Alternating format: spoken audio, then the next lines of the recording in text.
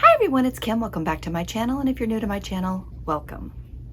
So today I am bringing you my weekly update, and part of my weekly update is just to share with you my journey while following the Weight Watcher plan. And I'm not sure I say that enough. I think normally just jump in and go, woo, here's my journey, and I usually put it in the title, but I'm really enjoying this. I'm enjoying sharing these things with you, keeping you up to date as to what I'm doing, and also taking you along with my journey on getting back to goal. I had fell off the wagon a little bit, and I was at goal for quite a while and stayed there, and then some things happened and I was no longer at goal. So that's a long story, really short. So let's jump into my weekly update, and then I will let you know the books I'm reading, what I'm watching on TV, also how my weigh-in went at the scale and all that good stuff. So the first thing I wanted to go talk to you about is my videos that I posted on YouTube this week. So this week I posted a grocery haul, and then I posted a turkey burger recipe that was phenomenal. Very minimal ingredients. I had found the recipe from another girl here on YouTube. Her channel is Nikki Gets Fit, and I had seen her make it a couple of times. And the turkey burger recipe that I had from years ago, this one's way easier, and I'm super glad that she said to, she had some really good hints in it. So go back, watch that video, and let me know if you're gonna make those turkey burgers, because I'm telling you, super good. Makes 5 from a 1 pound package, and you can throw them in the freezer so you can have them later. All right, so snacks was the topic of the WW workshop this week, and I was really happy we talked about snacks, because of the fact that when you're on this journey, you can't just starve yourself. If you feel like you are starving, you're doing it wrong.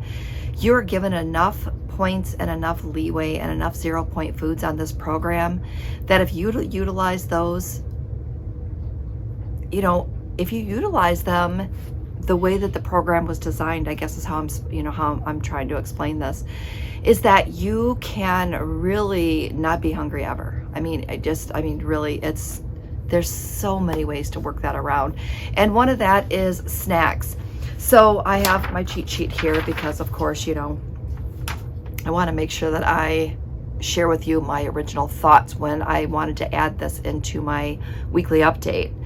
But the first thing was when to eat. When are you eating your snacks? Are you hungry, or are you just snacking to snack? So a lot of the times, when I back it up, when I was previously going through my journey, I always scheduled my snacks in. Now, did that mean I always ate my snacks? No, but I did have them built into my day and scheduled in. So I would do breakfast, snack, lunch, snack, dinner, snack. Some days I ate all day long. But the funny thing is that I was really not hungry. And if you build those snacks into your plan for the day, it works out that way. And again, it does not mean that you need to necessarily eat all those snacks, but having them as a crutch and having them there when you need them works perfectly. Now, when I went back to work, I told you guys I wasn't going to talk about going back to work, but when I went back to work the past 2 weeks, I overpacked my lunch bag with way more snacks that I can eat. And actually, the girls got a chuckle because I was grabbing things out of my bag. And when I realized how much stuff I had in my bag, I'm like, whoa, there's no way I'm going to eat all this. But when I wanted something, I had some healthy, low point, some 0-point snacks in my bag that I didn't think about going anywhere or running downstairs and grabbing something from Panera or the local little store that we have there. It wasn't even a thought. So when to eat, you can have snacks anytime, but ask yourself, am I just snacking to snack? It's a pretty simple question to ask yourself. So what to eat? Keep a lower list of point snacks in view. And how I do this when I'm at home is I bought a magnetic like a wipe off board, and I made a list of all my lower point snacks that I have in my fridge or in my cabinets. And that way, when I go to get a snack, typically when you go to get a snack, you go right to your fridge, right? So when I went to get my snack, I see that list, and I'm like, oh, I should see if there's something on this list that I want first, because I'm looking at some of the healthier things. Now, do I eat snack healthy every single day? No. Some days I want some barbecue Fritos, and I have them, I track them, and I move on. Could I have had probably double the amount of something else had I chosen something from my list? Probably. Would it have been more filling? Probably. But sometimes you just want the Fritos, and that's perfectly fine. Nothing on this program is off limits. How often to eat? Do you eat them on a schedule, or do you eat them in between meals? I think I already talked about that, but it was one of my bullet points, so apparently I just had to read it. So, I mean, snack the way that you need to snack on your journey. But having a variety of snacks really helps me move along, in every single day. All right, so Super Bowl Sunday. I had posted a couple of things over on Instagram, and I have been posting how many points I've used, and I'll put that here.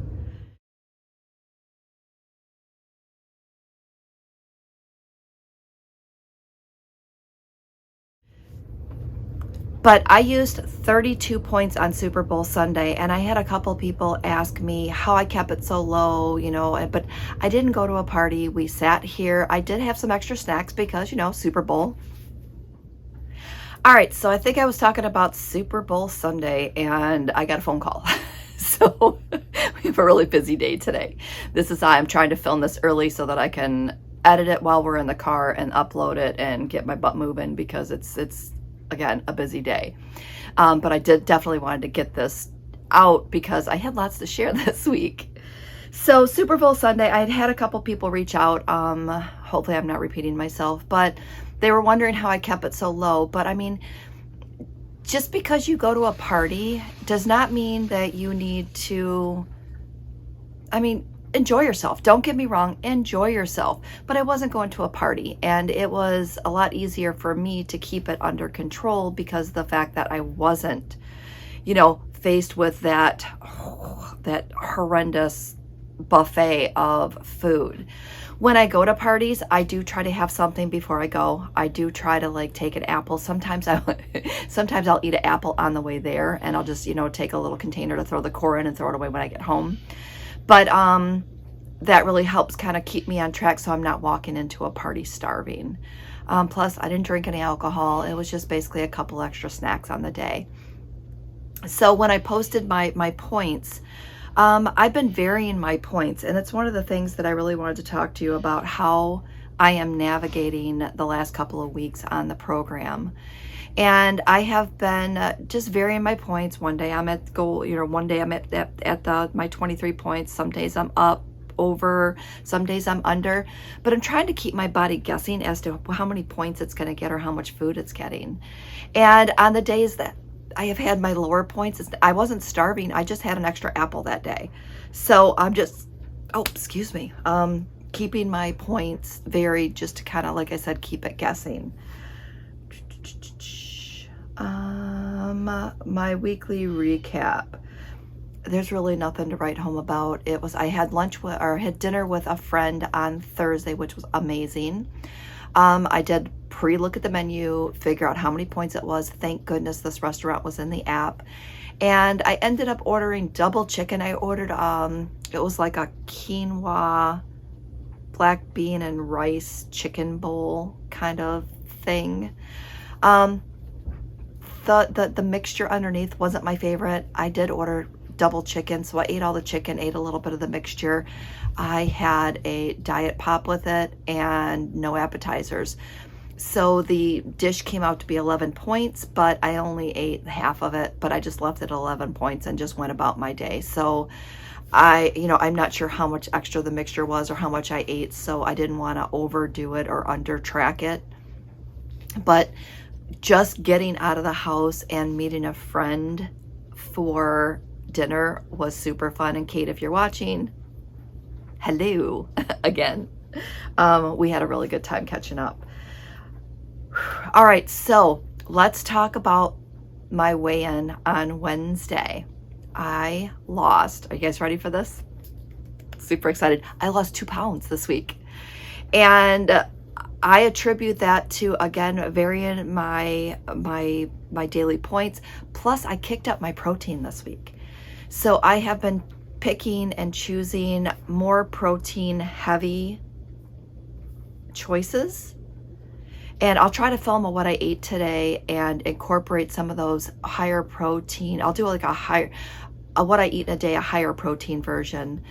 I did last week what I eat in a day when you're expecting a higher point dinner and how to navigate it so that you're not hungry. So I think that trying to share some of those days, not just a normal day, but some of those days, some of those specialty type days, I think will really help you learn to navigate some of those days. Or like I said, if you're trying to get more protein in, that really helps as well. All right, so Netflix, really no movement on Netflix. I'm not even going to recap the movies I'm watching. However, we are watching a couple of things on regular TV. We're watching Fire Country, my husband and I. We're also watching, that's a show called Missing or something. It's one where they're chasing missing people. I'll try to remember the name and I'll put it here if I can remember it. But it is really good. I mean, really good. So we watched that last night, and I think that's it as far as things that we're watching on regular TV. I mean, we do watch TV in this household. But those are just a couple more things that if you're looking for something new to watch on TV, I think you can catch up. I think they're on Hulu, so you could watch them, catch up on Hulu if you wanted to. All right, so the books I'm reading, I thought that I would do these a little bit different, but before I get to that, I definitely wanted to talk about activity. Since I went back to work, I've been closing my rings. I think every single day since I went back to work, I've been closing my rings. So I've been making more of an effort to get on my treadmill's over there. So I've been making more of an effort to get on my treadmill on the days that I'm not at the office, just to go ahead and close my rings, because the activity when I'm home is a little bit lower. So I'm happy about that. I'm happy that that did give me the opportunity to start being more active, which may have attributed to that 2 pound loss as well. But I'm so happy. I'm so happy. All right. So I actually sent myself, I have my other phone here.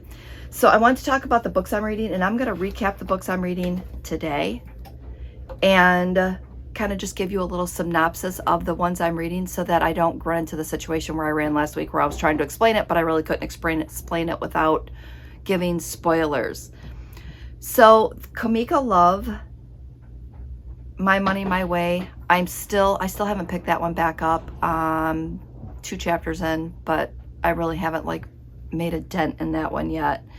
And her description, the book description is, does fear and insecurity keep you from looking at your bank account? Is your financial anxiety holding you captive? You don't have to stress about money anymore. You can take back control. Now, again, when we were talking about how and why I bought that book, it's because of the fact that I love following her on social media, and when she came out with the book, I wanted to support her. We're fine. We don't. I guess everybody can use money tips or how to do things better. So I'm just excited to read the book, learn about her journey, because she does have part of where she came from and how she got to where she's at in this book. So I'm excited to get that. But again, I wanted to read it a little bit slower because, again, another new tip can't hurt. All right, so Maggie Shane's Gingerbread Man. Again, I think this is the 5th book in the series, but I started here, so I'm going to have to go back and catch the first book and catch up on the series.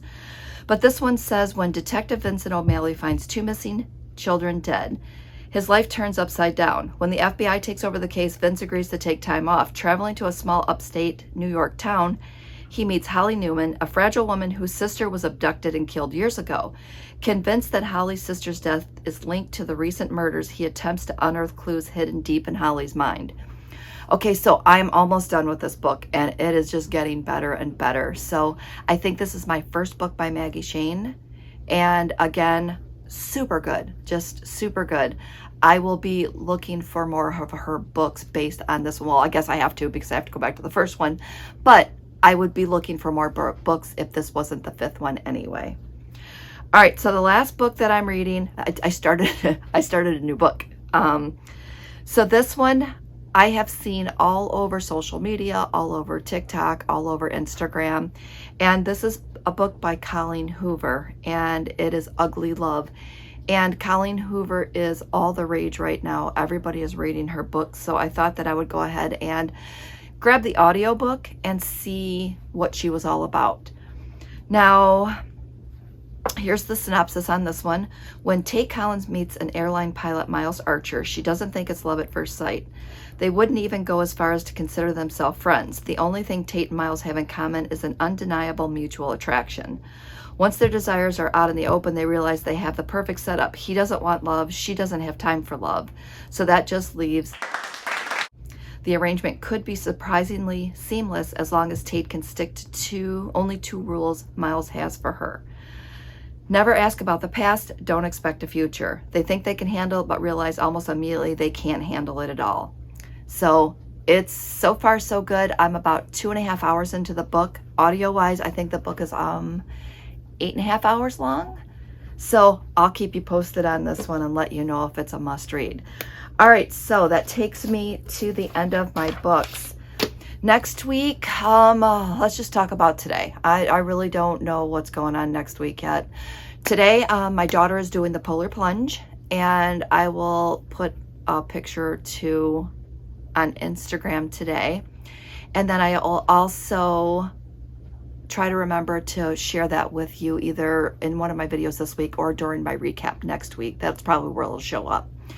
But she's doing the polar plunge. She's been doing it for the last few years. She does really well at, with her donations and such. So we're going out to support her and her team today. So that's where we're heading to now. And then I have Bunko tonight.